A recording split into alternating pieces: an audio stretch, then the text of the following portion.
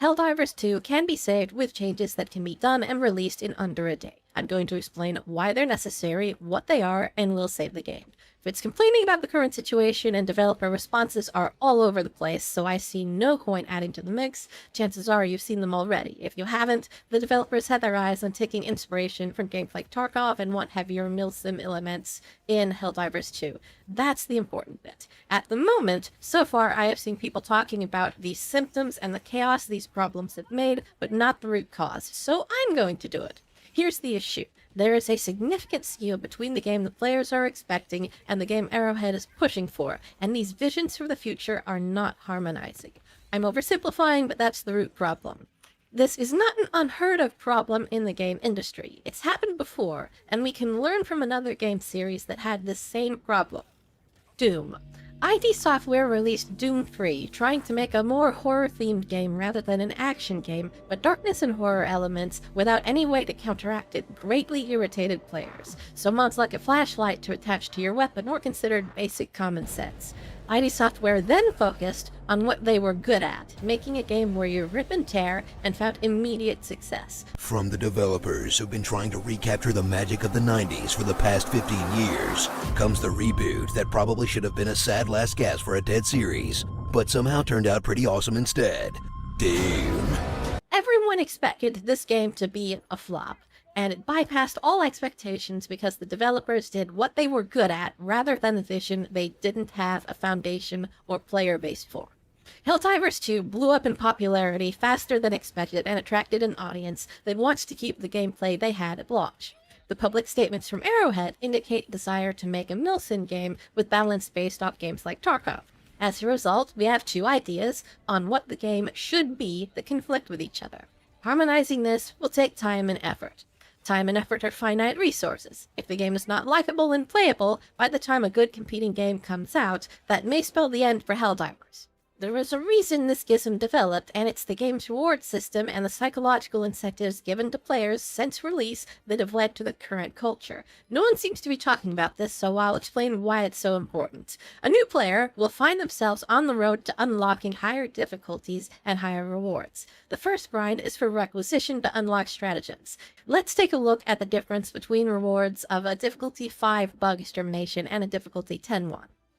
It takes around 4 bug extermination missions on 5 to equate to 1 level 10 mission in terms of requisition reward, and that's the first and most immediately needed resource. Players are incentivized to rush to the highest difficulties as quickly as possible to complete the grind. The need for rare and super samples, more medals, and more XP reinforce this. Super samples aren't even available at all at level 5, so the culture that developed is one that doesn't view difficulties 4 to 6 viable to play. The current player base generally considers 7 to be casual and anything below that to be messing around with equipment or new player training wheels.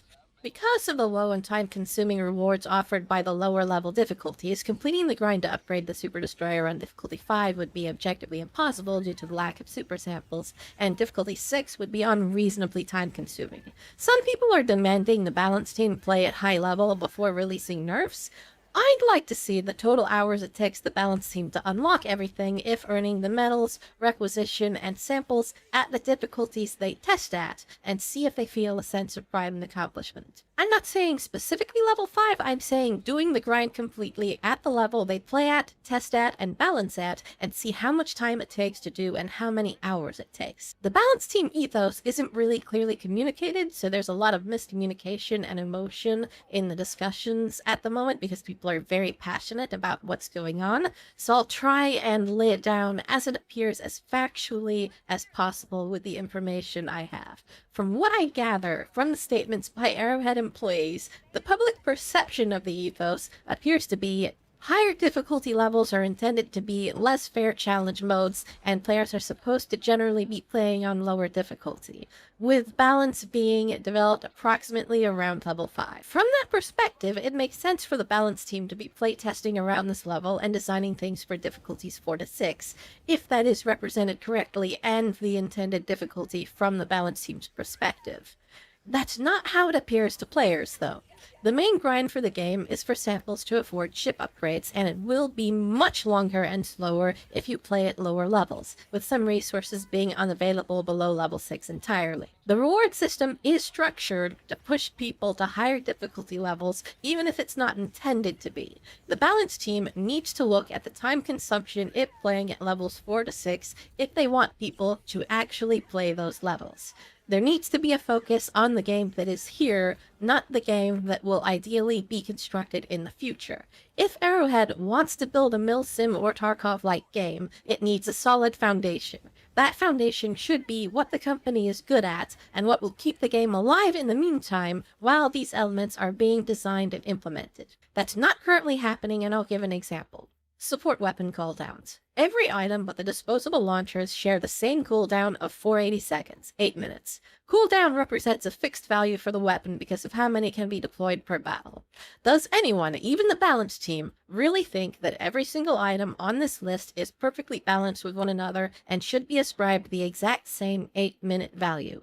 That's nonsense, and the value of 480 is an arbitrary mark based on intended value. If it was accurate, then why was the nerf to the Quasar railgun necessary at all? The cooldown treats the weapons as though they are already balanced for one another and other stratagems, and that is fiction. Handling the game as though it's already balanced, adding changes to weapons and stratagems based on its imagined intended value in the future, leads to decisions that undermine the game. When road workers rework a road, they do it one section at a time so the traffic can still pass. It needs to be planned and delicate, not, I quote, whack-a-mole. You can't build the intended Tarkov Milsim on an imaginary foundation. It needs a real one. The game as it is now, not the game as imagined. Because the reward system has existed since launch, the player base considers it the norm, and do not consider levels 9 and 10 to be reasonably unfair challenge modes. They consider those normal mode. Players have been pressured from day one to play the highest difficulty available to avoid a horribly slow grind. How the reward system is balanced is a big problem for the intended balancing goals.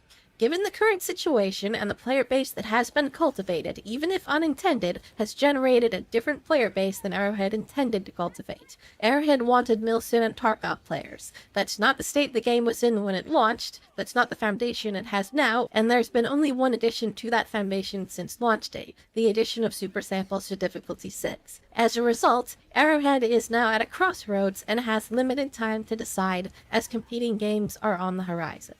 My recommendation is this. Rebalancing the rewards of difficulties 4 to 6 needs to be priority 1 for the balance team so that different difficulty levels are considered viable by current and new players. When time and resources permit it, make it difficulty 11, which is just difficulty 10 but with the Milsim nerfs, rebalances, and other elements the balance team comes up with. If that goes well, look into making Milsim modes for other difficulty levels as an option.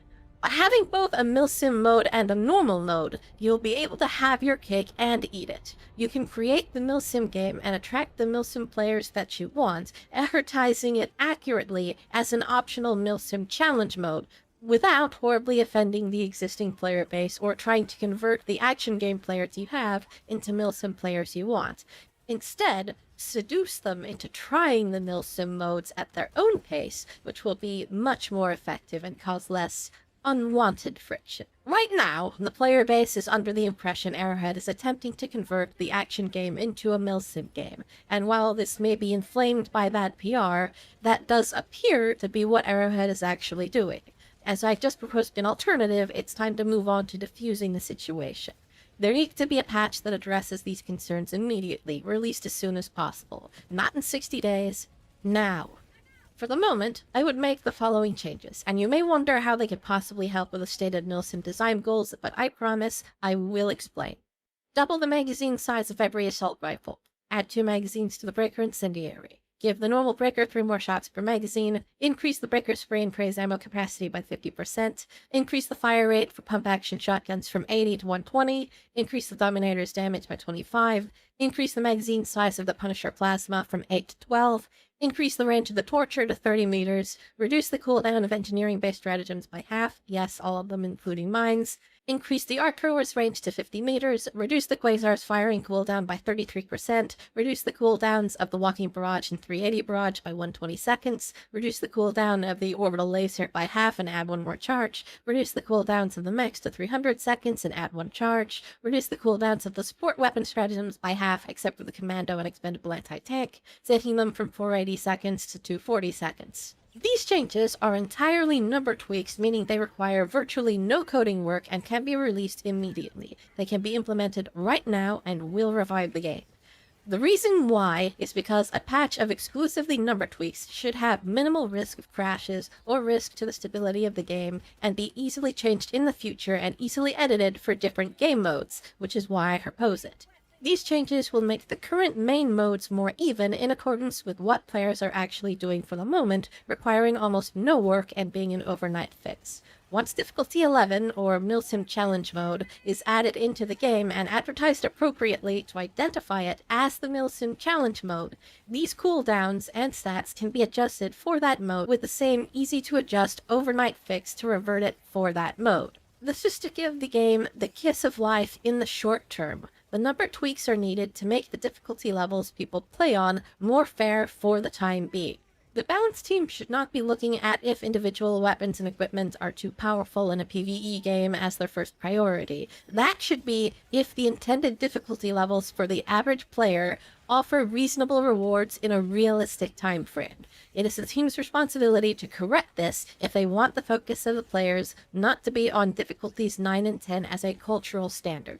Arrowhead has a decision to make on which path to go down at this crossroad. Simple, cheap, quick-to-make tweaks can be added to build on the game foundation and player base that exists now, like ID Software did with Doom 2016, with Milsim developed as a separate optional mode.